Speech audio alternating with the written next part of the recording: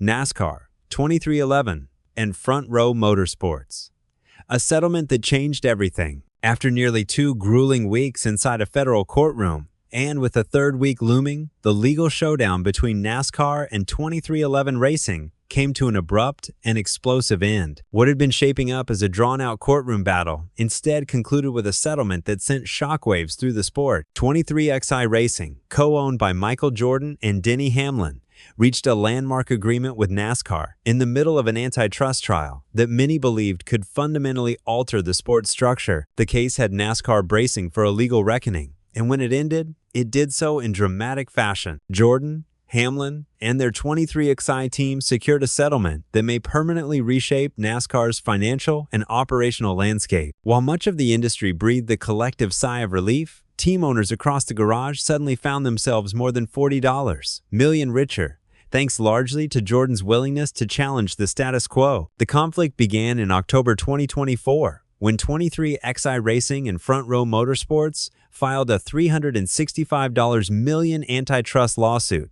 accusing NASCAR of monopolistic practices. At the heart of the dispute was the charter system, which governs team participation in races. The plaintiffs argued that the system stripped teams of long-term value while consolidating power within NASCAR's France family-led leadership. According to the lawsuit, the lack of permanence and predictability created an uneven playing field that discouraged investment and stifled growth. What followed was a year-long legal fight that reached its climax in a North Carolina courtroom, with Jordan and Hamlin in attendance almost every day. The case quickly transcended motorsports.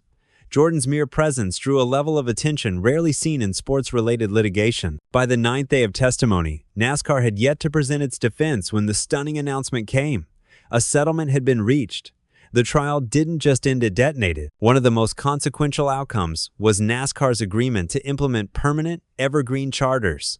Previously, charters required renewal, leaving teams vulnerable and uncertain about their future. That instability made long-term planning and securing sponsors an uphill battle. Evergreen charters changed that entirely, granting teams permanent ownership of their race spots and dramatically increasing franchise value. Industry executives told Sports Business Journal that charter valuations could now double, rising from roughly $45 million to as much as $90 million. That surge is a direct result of the pressure applied by Jordan and Hamlin. Their lawsuit didn't just benefit 2 teams, it lifted the entire field. Team owners quickly recognized the ripple effects. Permanent charters offer sponsors the stability they've long demanded, opening the door to deeper partnerships and longer-term investments. For the first time in years, teams can build with confidence. When Jordan and Hamlin exited the courthouse on settlement day, both were smiling, and understandably so. They had taken on NASCAR's authority and walked away with a victory that redefined the sport's foundation. The triumph wasn't just financial, it was philosophical. It validated concerns smaller and mid-sized teams had raised for years about fairness and equity. Though NASCAR admitted no wrongdoing, the outcome spoke volumes. Agreeing to sweeping structural changes before presenting a defense signaled the strength of the plaintiff's case and the seriousness of the issues raised. Michael Jordan's influence was undeniable. As one of the most recognizable athletes and businessmen in the world, Jordan brought credibility, pressure, and attention that no other owner could. His courtroom testimony was deeply personal, rooted in a lifelong love of racing. He made it clear the lawsuit wasn't about ego or greed, it was about fairness. Jordan drew comparisons to the NBA, where revenue sharing helps maintain balance and sustainability.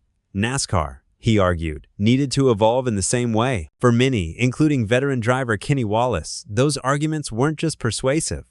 They were long overdue. Wallace praised Jordan's sincerity and noted that NASCAR's legal team appeared hesitant to challenge him aggressively, unlike their approach with Hamlin and Front Row owner Bob Jenkins. According to Wallace, NASCAR understood exactly who Jordan was and what it would mean to go after him. Unlike legacy owners such as Rick Hendrick or Roger Penske, Wallace pointed out, Jordan isn't a product of the NASCAR system.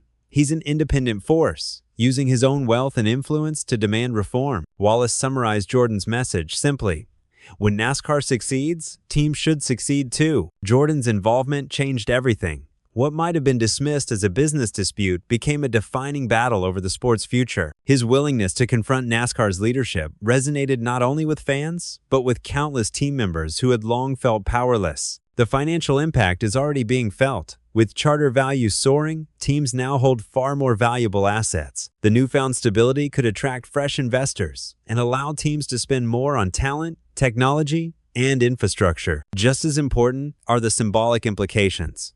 Nascar, historically governed with a top-down approach by the France family, was forced to compromise something rarely seen in a sport rooted in tradition. While the legal drama unfolded, Denny Hamlin was also reflecting on his own career heartbreaks. Despite narrowly missing the 2025 Cup Series championship, he recently revealed that his most painful loss wasn't Phoenix. It was the 2010 finale at Homestead Miami Speedway. Hamlin admitted that race still haunts him. Battling Jimmy Johnson for the title, he believed he had the faster car. But instead of trusting himself, he changed his routine, overthinking every detail. The pressure tightened his grip, led to mistakes, and ultimately handed Johnson the championship. That moment shaped Hamlin's career. It's followed him through every title run since and still stands as his deepest regret. That context adds weight to the lawsuit. For Hamlin, this wasn't just about money or ownership. It was about protecting the sport he's dedicated his life to. In many ways, the legal fight was another